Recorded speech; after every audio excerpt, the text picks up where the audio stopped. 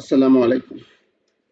আমরা ষষ্ঠ banking diploma পরীক্ষা জিআইবিতে জিআইবি পরীক্ষার জন্য আমরা অর্গানাইজেশন অ্যান্ড ম্যানেজমেন্ট এছাড়া হচ্ছে ওএম, সংক্ষেপে ওএম লেকচার শিট 1 দেখছিলাম।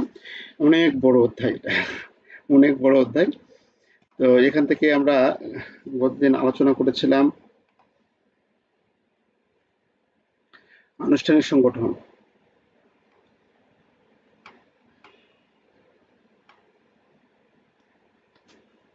সংগঠন কাঠামো পর্যন্ত এখানে আছে। হ্যাঁ, 7 নম্বর প্রশ্ন বর্ণনা দেখেছিলাম। 7 নম্বর প্রশ্ন হচ্ছে অনানুষ্ঠানিক সংগঠন কাঠামো। তো আমাদের এখানে ফিফথে এসেছিল, দেখুন ফিফথে এসেছিল আনুষ্ঠানিক সংগঠন এবং অনানুষ্ঠানিক সংগঠনের মধ্যে পার্থক্য।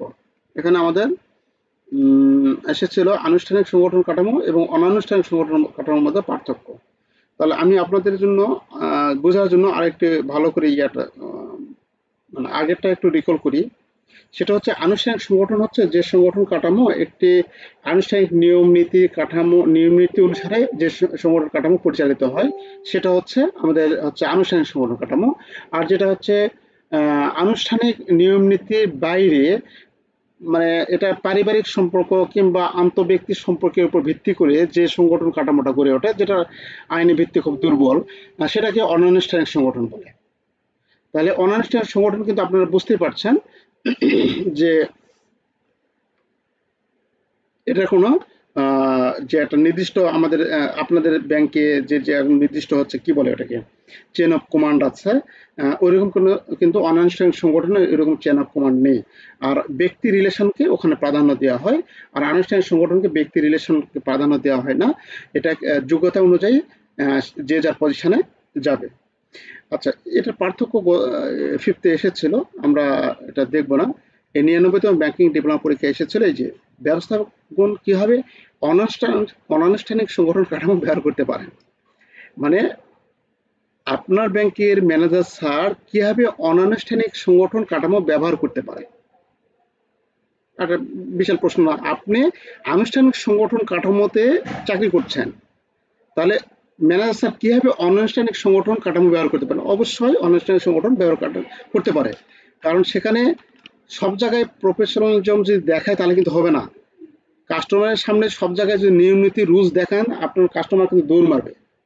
হ্যাঁ, এটা আমরা ব্যাংকার সবাই জানি যে কাস্টমারের যদি যখনই আমি আইনের কথা বলবো, নিয়মের কথা বলবো, কাস্টমার থাকবে না, একটু দৌড় এমন দৌড় মারবে, অন্য ব্যাংকে যা বসে যাবে।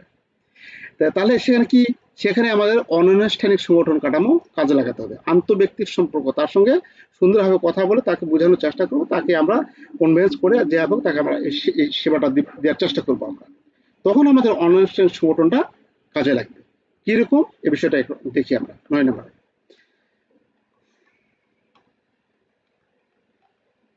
নয়, দেখুন ব্যবস্থাপকগণ কিভাবে অনানুষ্ঠানিক সংগঠন ব্যবহার করতে পারেন। দৃঢ় সম্পর্ক গড়ে তোলা। তাহলে ব্যবস্থাপকগণ কর্মীদের সাথে দৃঢ় সম্পর্ক গড়ে তুলবে। সবসময় যদি হাম্বিতম্বি বা অনেক যদি প্রফেশনালিজম দেখায়, তাহলে কর্মীর মনোবল দুর্বল হয়ে যাবে। কর্মী বা যারা অধস্তন যারা আছে, তারা কিন্তু তাদের প্রতি ম্যানেজার স্যারদের প্রতি ভয়ে থাকবে। তারা কাজকর্ম ঠিকমতো বা স্বাধীনভাবে করতে পারবে না। তার যে মানসিক শক্তি, সে মানসিক শক্তি হারিয়ে ফেলবে। এই জন্য আমাদের দৃঢ় সম্পর্ক গড়ে তোলা জরুরি, যেটা হচ্ছে অনানুষ্ঠানিক সংগঠন। কিন্তু তারপরে আছে তথ্য সংগ্রহ করা। কোনো তথ্য সংগ্রহ করতে কোনো প্রফেশনালিজম যদি আমরা দেখাই, তাহলে কিন্তু হবে না। কোনো তথ্য সংগ্রহ করতে গেলে তাকে, আসেন ভাই একটু চা খাই, নাস্তা খাই, বা অমুক জায়গায় যাই, ঘুরে আসি, তার কাছ থেকে কোনো ইনফরমেশন নেওয়ার জন্য অনানুষ্ঠানিক সংগঠন ব্যবহার করতে পারে। সেখানে যে নিয়ম নীতি, হ্যাঁ ভাই এটা বলুন, এটা কি হয়েছে বলুন, হয়েছে, তাহলে সে বলবে না। তাকে কি করতে হবে, তাকে তার মনটা জয় করে নিতে হবে। আচ্ছা, তারপরে আছে প্রভাবকদের শনাক্ত করা। এখানে বলা আছে অনানুষ্ঠানিক প্রতিষ্ঠানের মধ্যে প্রায়শই প্রধান প্রভাবশালীরা যারা থাকে, তারা সহকর্মীদের উপর উল্লেখযোগ্য প্রভাব রাখে। এই প্রভাবশালীদের শনাক্ত করা এবং তাদের দৃষ্টিভঙ্গি বোঝা এবং পরিচালকদের পরিবর্তন এবং উদ্যোগগুলি আরো মসৃণভাবে বাস্তবায়ন করতে হবে। এত কিছু বই পুস্তকে কাহিনীতে আমরা যাবোই না।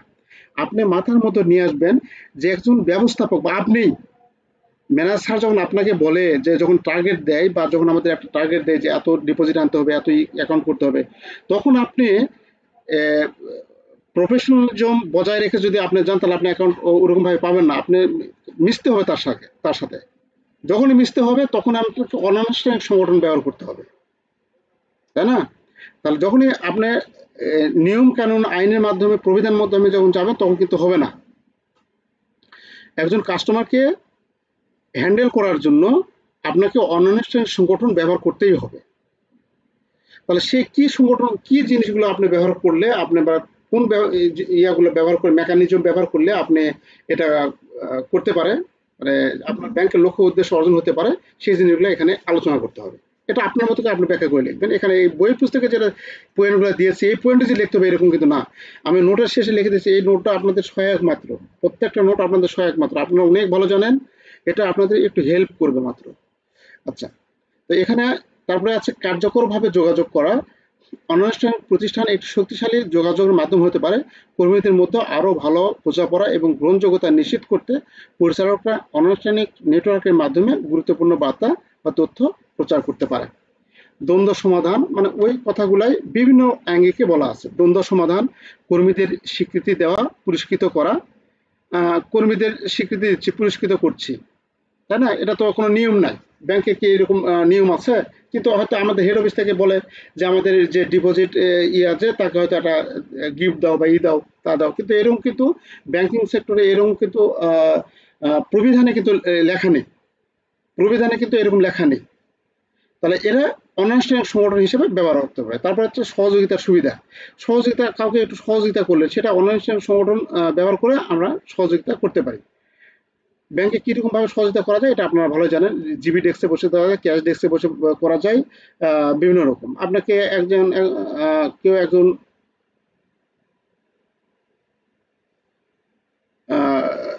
আপনার ক্যাশের যে হয়তো সিরাপাটা নোট ইয়া করে আসছে বা নিতে আসছে, অথবা কেউ হচ্ছে কি বলে ক্রেডিট কার্ড ডেবিট কার্ড নিতে আসছে জিবি ডেস্কে, বা চেক বই নিতে আসছে, সেখানে আমরা পারস্পরিক সম্পর্কের ভিত্তিতে আমরা সেইগুলোকে হ্যান্ডেল করি, তাই না? প্রফেশনালিজম ওখানে যদি দেখায়, মানে একবারে যে 100% প্রফেশনালিজম দেখায়, তাহলে কিন্তু আমাদের গ্রাহক সেবা দিতে অনেক সময় বিঘ্ন ঘটবে। আচ্ছা, যাই হোক, তাহলে এই জিনিসগুলো আমাদের এখানে লিখতে হবে আর কি। কিভাবে অনানুষ্ঠানিক সংগঠন ব্যবহার করে একজন ব্যবস্থাপক, এখানে ব্যবস্থাপকের কথা বলছে, আপনি তখন নিজে ম্যানেজার স্যার মনে মনে ভাববেন, তখন ওইভাবে তুলবেন আর লিখবেন এখানে। আপনি কোনো কাস্টমারের ডিপোজিট পাওয়ার জন্য কি করতে হবে? কাস্টমারকে রিফ্রেশমেন্টের জন্য কাস্টমারকে নিয়ে গেলেন কক্সবাজার, বা কক্সবাজারে একটা টিকিট কিনে দিলেন, তাহলে এটা তো ব্যাংকের বাইরে, তাই না?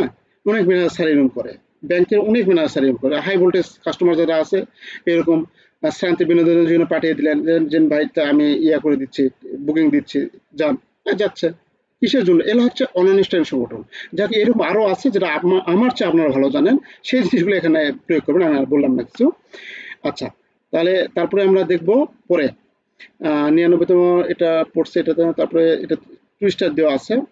সেটা হচ্ছে ব্যাখ্যা করুন কিভাবে একটি অনানুষ্ঠানিক প্রতিষ্ঠান একটি প্রতিষ্ঠানকে অনুকূল ও প্রতিকূলভাবে প্রভাবিত করে। অনানুষ্ঠানিক সংগঠন কি প্রয়োজনীয়? আপনার উত্তরের পক্ষে যুক্তি দিন। মানে অনানুষ্ঠানিক সংগঠন আমাদের অনুকূলভাবে প্রভাবিত বিস্তার করে, আবার প্রতিকূলভাবে প্রভাব বিস্তার করে। ওই যে অনুকূল কোনটা? ওই যে ম্যানেজারের যেটা আলোচনা করলাম আমরা, ম্যানেজার স্যার কিভাবে এটা ব্যবহার করতে পারে সেটা। আর প্রতিকূল কোনটা? প্রতিকূল সেখানে আমাদের দ্বন্দ্ব থাকতে পারে। একজন ডিরেক্টর স্যারের ভাস্তা, সে তার ভয়ে কেউ কেউ কোনো কিছু পারস্পরিক সম্পর্কের ভিত্তিতে তাকে ব্যাংকে নিয়ে আসছে, এবং তার চেয়ে কম যোগ্যতা সম্পন্ন বেশি যোগ্যতা সম্পন্ন লোক তার কাছে ভয়ে অস্থির, তাই না? তাহলে সেখানে আমাদের প্রতিকূলভাবে প্রভাব বিস্তার করতে পারে। আবার দেখা যাচ্ছে আমরা সেখানে আর্থিকভাবে ক্ষতিগ্রস্ত হতে পারি যদি অনানুষ্ঠানিক সংগঠন আমরা ব্যবহার করে আমরা যদি কাস্টমার সার্ভিস দিয়ে থাকি, তাহলে আমরা সেখানে মানে আর্থিকভাবে ক্ষতিগ্রস্ত হতে পারি, রেগুলেশনের বাইরে যেতে পারে। যেমন বাংলাদেশ ব্যাংকের রুলস অ্যান্ড রেগুলেশন অনুযায়ী যখন কোনো আমরা চেক দিব, চেক দিলে আমাদের এনআইডি কার্ড বা কাস্টমারের সাইন দিতেই হবে। কাস্টমার সাইন এটা বাধ্যতামূলক, না হলে আমাদের তাদের কি বলে ওটাকে অথরাইজেশন যে কপি, সেটা অথরাইজেশন কপি সিগনেচার করে আমরা দিয়ে দিই। কিন্তু যদি কাস্টমার দিয়ে পাঠালো একটা হাই ভোল্টেজ কাস্টমার, যে ভাই অমুকে দিলাম, ম্যানেজার স্যারকে ফোন করে দিল, এই অমুকে চেকটা দিও স্যারের, কি হচ্ছে স্যারের চেকের সাইন ওটা ফাঁকা আছে, দেখুন ওই দিন অডিট আসলো, কি কি বিপদে পড়ে যাবেন। আবার যদি চেক না দেয় তাহলে ওই কাস্টমার, এইরকম উভয় সংগঠনের মধ্যে আমরা মাঝে মধ্যে কাজ করে থাকি। যাই হোক, তাহলে এগুলো হচ্ছে প্রতিকূল, এগুলো হচ্ছে প্রতিকূল। হ্যাঁ, তাহলে এইরকম অনেক প্রতিকূল অবস্থা আছে যেগুলো আপনি লিখতে পারবেন। আমার চেয়ে আপনার ভালো জানা আছে, আমি তো চাকরি অনেকদিন আগে রিজাইন দিয়ে আসছি, আমার চেয়ে আপনারা অনেক আপডেট জানেন, ভালো জানেন। তো সেই বিষয়গুলো এখানে লিখতে হবে। আর অনুকূলগুলো কোনগুলো, ওই ম্যানেজার স্যারের আগে যে যেগুলো আলোচনা করলাম সেই বিষয়গুলো। আচ্ছা, তাহলে এখানে আবার বলছে অনানুষ্ঠানিক সংগঠন কি প্রয়োজনীয়। দেখুন প্রয়োজন আছে কি নাই, অনুকূল যদি হয়ে থাকে তাহলে তো অবশ্যই কিছু প্রয়োজন, কিছু ক্ষেত্রে প্রয়োজনীয় আছে। তাহলে অনানুষ্ঠানিক সংগঠন কিছু ক্ষেত্রে প্রয়োজনীয় আছে, আপনার উত্তরের পক্ষে যুক্তি দিন। তাহলে উত্তরের পক্ষে যুক্তি দিতে গেলে এই যে ম্যানেজার স্যারের যে বিষয়গুলো এখানে আলোচনা করলাম, এই যে এই যে এই যেটা যে ব্যবস্থাপক কিভাবে অনানুষ্ঠানিক সংগঠন ব্যবহার করতে পারে, এই আলোচনাগুলো তখন ওখানে যুক্তি হিসেবে তুলে দিতে হবে। দেখুন একই প্রশ্ন ঘুরিয়ে পেঁচিয়ে দিয়েছে, কিন্তু আপনারা একটু খেয়াল করলে এই জিনিসটা বুঝবেন, একই জিনিস কিন্তু ঘুরিয়ে পেঁচিয়ে দিয়েছে। আমি এটার উত্তরে গেলাম না, এটার উত্তর ওইভাবে দেওয়া আছে এখানে। অনানুষ্ঠানিক সংগঠন, এই যে ও দুর্বলতা তো বলছে এখানে, এটা দুর্বলতা পরেরটা। ব্যাকরণ কি হবে অনানুষ্ঠানিক সংগঠন অনুকূল, তাহলে অনুকূল ভাবে উন্নত যোগাযোগ, সামাজিক সমর্থন, জ্ঞান ভাগাভাগি, উদ্ভাবন, যে এগুলা দেওয়া আছে এখানে। আর অনানুষ্ঠানিক এর প্রভাব, অনানুষ্ঠানিক সংগঠনের প্রভাব, গুজব, গসিপ, দ্বন্দ্ব তৈরি হতে পারে, জবাবদিহিতার অভাব। ওই যে জবাবদিহিতার অভাব, যে আমার চাচাতো আঙ্কেল তো ডিরেক্টর, আমি কেন এগুলা ইয়ে করবো, আমি তার আগে 4টার আগে 12 হাত দৌড় মারি, আমি চেকবুকের যে টিল ভোল্টের চাবি টাবি খোলা আছে, লকারের কোনো চাবি টাবি ওরা হিসাব টিসাব রাখে না, দরকার কি। তাহলে এই যে এই জিনিসগুলো, এগুলো হচ্ছে জবাবদিহিতার অভাব। যদি জবাবদিহিতা থাকতো তাহলে কিন্তু সে ঠিকই এলা ভয়ে ভয়ে করতো। যাই হোক, তাহলে এগুলো হচ্ছে অনানুষ্ঠানিকতার আমাদের হচ্ছে অসুবিধা। আচ্ছা, অনানুষ্ঠানিকতার কি প্রয়োজন, অনানুষ্ঠানিক প্রতিষ্ঠান কি প্রয়োজন, হ্যাঁ প্রয়োজন। এই যে হ্যাঁ প্রয়োজন, তাই না, কিছু কিছু ক্ষেত্রে আমাদের প্রয়োজন আছে এগুলার। সে কিছু কিছু ক্ষেত্রে কি, ওই যে ওই ওখানে যে আলোচনা করলাম সেই আলোচনা করে এখানে আমরা লিখবো। আচ্ছা, আশা করি আপনারা খুব ভালো মতো বুঝতে পেরেছেন। এখন আমি কিন্তু খুব সহজভাবে বলছি, এটা না বোঝার কিছু নাই। আচ্ছা, তারপরে আছে সাংগঠনিক জলবায়ু। সাংগঠনিক জলবায়ু কি, এখন একদিন আমরা জলবায়ুর যা পড়ছি আমরা, মানে প্রাকৃতিক জলবায়ুর কথা বলছি, এখন আছে সাংগঠনিক জলবায়ু। প্রাকৃতিক জলবায়ু আপনার চারপাশে অবস্থাকে ঠিক রাখে, তাই না। সাধারণত আবহাওয়া বলতে কি বুঝি আমরা, আবহাওয়া আর জলবায়ু, জলবায়ু বলতে আমরা কি বুঝি, আমরা সেই ছোটবেলা পড়ছিলাম কোন অঞ্চলের 20-30 বছর আবহাওয়ার গড়কে জলবায়ু বলে, তাই না। এখন সেটা বেড়ে মনে হয় 35 থেকে 40 বছর হয়ে গেছে। তাহলে কোনো এলাকার বা কোনো অঞ্চলের 20-30 বছর আবহাওয়ার গড়কে বা 30-40 বছর আবহাওয়ার গড়কে জলবায়ু বলে। তাহলে এখানে জলবায়ু কি, সাংগঠনিক জলবায়ুটা কি। তাহলে সাংগঠনিক জলবায়ু হচ্ছে সাংগঠনিক যে কৃষ্টি কালচার মূল্যবোধ দ্বারা আমাদের কার্যক্রমকে প্রভাব বিস্তার করে, সেটা হচ্ছে সাংগঠনিক জলবায়ু। আচ্ছা সরি, এটা তো না, এটা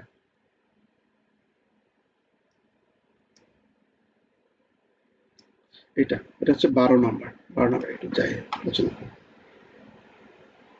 এই যে সাংগঠনিক জলবায়ু কি, তাহলে এখানে বলা আছে সাংগঠনিক জলবায়ু। দেখুন, সাংগঠনিক জলবায়ু একটি প্রতিষ্ঠানের মধ্যে বিদ্যমান পরিবেশ, মনোভাব, উপলব্ধিকে বোঝায়, যা সম্মিলিতভাবে কর্মীদের আচরণ, প্রেরণা এবং কাজের সন্তুষ্টিকে প্রভাবিত করে।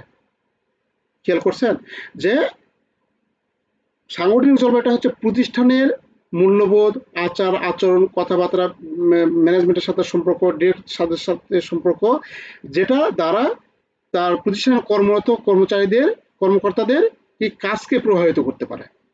তাহলে এটা হচ্ছে একটি মনস্তাত্ত্বিক এবং মানসিক পরিবেশ, যা কর্মচারী, ব্যবস্থাপন এবং সামগ্রিক সাংগঠনিক সংস্কৃতির মধ্যে মিথস্ক্রিয়া থেকে উদ্ভব হয়। এটি ইতিবাচক সাংগঠনিক জলবায়ুর উন্মুক্ত যোগাযোগ, একটি ইতিবাচক সাংগঠনিক জলবায়ু উন্মুক্ত যোগাযোগ, বিশ্বাস, পারস্পরিক শ্রদ্ধা এবং সমর্থন দ্বারা চিহ্নিত হয়। কর্মীদের ব্যস্ততা, উৎপাদনশীলতা এবং সামগ্রিক মঙ্গল বৃদ্ধি করে এখানে। তাহলে আমাদের যদি সাংগঠনিক কৃষ্টি কালচার যদি আমাদের ভালো হয়, তাহলে আমরা স্বতঃস্ফূর্তভাবে কাজ করতে পারি। আমাদের যদি একটুতেই যদি শাস্তিমূলক ব্যবস্থা যদি থাকে, কঠোর প্রবিধান যদি থাকে, তাহলে আমরা ভালো মতো কাজ করতে পারি না, তাই না। যদি আপনি কোথায় কোথায় সেখানে একটা কর্মীর যদি চাকরি যাওয়ার ভয় থাকে, তাহলে সেখানে সে কাজ করতে পারবে না। এই জন্য এগুলা সে কঠোর প্রবিধান একটু সেটাকে নমনীয় করতে হবে। নমনীয় করলে আমরা ভালো মতো কাজ করতে পারবো। এটা এক এক ব্যাংকে এক রকম কৃষ্টি কালচার থাকে। তো এখানে আর তারপরে আবার বলা আছে বিপরীতভাবে অবিশ্বাস, ভয়, দুর্বলতা যোগাযোগ দ্বারা একটি নেতিবাচক জলবায়ু মনোবল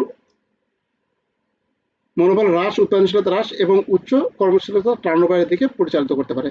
অর্থাৎ আমাদের যে সাংগঠনিক জলবায়ু এটা আমাদের ইতিবাচক ক্ষেত্রেও আমার প্রভাব বিস্তার করে যদি আমাদের অনুকূলে হয়ে থাকে, যদি প্রতিকূল হয়ে থাকে তাহলে আমাদের এই কাজকর্মকেও আমাদের উৎপাদনশীলতা কমাতে পারে, আমাদের কার্যকারিতা কমাতে পারে, আমাদের মনোবল ভেঙে দিতে পারে। আচ্ছা, একটা ব্যাংকে আছে মনে করে ধরেন তাদের বোনাস টাইম মতো দিয়ে থাকে এবং ধরেন জানুয়ারি 1 তারিখে দেয়, তাহলে সেই ব্যাংকের কর্মচারীদের মন মানসিকতা খুবই চাঙ্গা থাকবে যে একটা বছর যার মতো তারা যেটাই বোনাস পাচ্ছে, সেখানে একজন মাত্র কর্মীও বাদ যাচ্ছে না। যার পারফরমেন্স দুর্বল সেও পাচ্ছে, যার পারফরমেন্স ভালো সে হয়তো বেশি পাচ্ছে, কিন্তু সেখানে যদি আমরা বাদ দিই, দেখা যাচ্ছে কোনো কারণে একজন কর্মীর পারফরমেন্স ভালো হয় নাই, তাহলে সে পাচ্ছে না। পাচ্ছে না তার মানে কি তার ইয়েটা মনোবলটা আরো কমে যাচ্ছে। আবার এটা আবার ইয়াও আছে, মানে আপনার কি বলে প্রতিকূল দিকও আছে, সে হয়তো সামনের বছর আরো স্পিডি কাজ করবে এই জন্য হয়তো বা দেয় না। এরকম বিভিন্ন পরিবেশ বা বিভিন্ন কৃষ্টি কালচার আমাদের কাজকে প্রভাবিত করে। এই সবগুলো মিলে হচ্ছে সাংগঠনিক জলবায়ু। আচ্ছা, সাংগঠনিক জলবায়ুর বৈশিষ্ট্য কি? বৈশিষ্ট্য এখানে আছে উন্মুক্ততা এবং যোগাযোগ। উন্মুক্ততা এবং যোগাযোগ, সমর্থন এবং স্বীকৃতি, ন্যায্যতা ন্যায্যতা ন্যায্যতা আর কি, কর্মচারী উন্নয়ন, উদ্ভাবন এবং ঝুঁকি গ্রহণ, সহযোগিতা সহযোগিতা, ছাত্র সাধারণ ক্ষমতায়ন, দ্বন্দ্ব সমাধান, নিরাপত্তা। মানে এখান থেকে আপনার পাঁচটা যে কটা মনে রাখতে পারেন অভিযান যোগ্যতা। আমাদের অভিযান যোগ্যতা বলতে আমাদের কাজের সাথে মিলেমিশে যাওয়া আর কি। তো এখান থেকে 4-5টা দেওয়ার চেষ্টা করবো আমরা সাংগঠনিক জলবায়ুটার বৈশিষ্ট্য। তো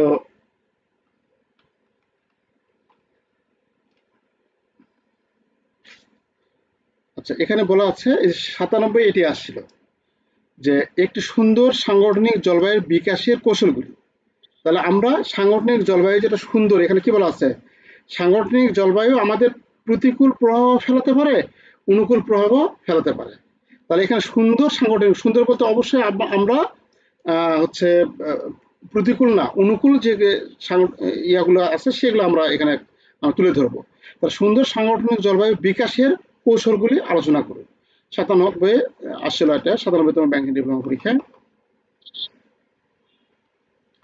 কার্যকর যোগাযোগ ব্যবস্থা, সকলের সাথে যদি কার্যকর যোগাযোগ ব্যবস্থা রাখে, একজন ব্যবস্থাপক বা ঊর্ধ্বতন কর্তৃপক্ষ যখন আপনার খোঁজ খবর নেবে, কাজকাম কিরকম হচ্ছে সবার সাথে যখন খোঁজ খবর নেবে, তখন কিন্তু আপনার কাজের স্পৃহা বাড়বে এবং হচ্ছে আপনি একটু মানসিক দিক দিয়ে একটু শান্তিতে থাকবেন যে না স্যার আমার খোঁজ খবর নিচ্ছে, আমাদের কাজের খোঁজ খবর রাখে, বা এইরকম একটা ভালো লাগবে। তাহলে এই জিনিসটা আমাদের প্রথম পয়েন্ট, কার্যকর যোগাযোগ ব্যবস্থা অত্যন্ত গুরুত্বপূর্ণ একটি ইয়া। যে অনেকেই দেখা যাচ্ছে যে রিটেল হেডকে রিটেল হেডের খোঁজ খবরই নেয় না। একজন বটম কর্মীকে যদি রিটেল হেড ফোন দিয়ে কথা বলে, যদিও এটা তাদের ইয়ার ব্যাপার, অনেকে তারা অনেক ব্যস্ত থাকে, কিন্তু এই জিনিসটা আমাদের কিন্তু কর্মীদের ক্ষেত্রে অনেক বড় একটা স্পেয়ার ব্যাপার। যারা ছোট পজিশনে বা যারা এন্ট্রি লেভেলে কাজ করে তাদের জন্য কিন্তু অনেক গুরুত্বপূর্ণ একটা পয়েন্ট।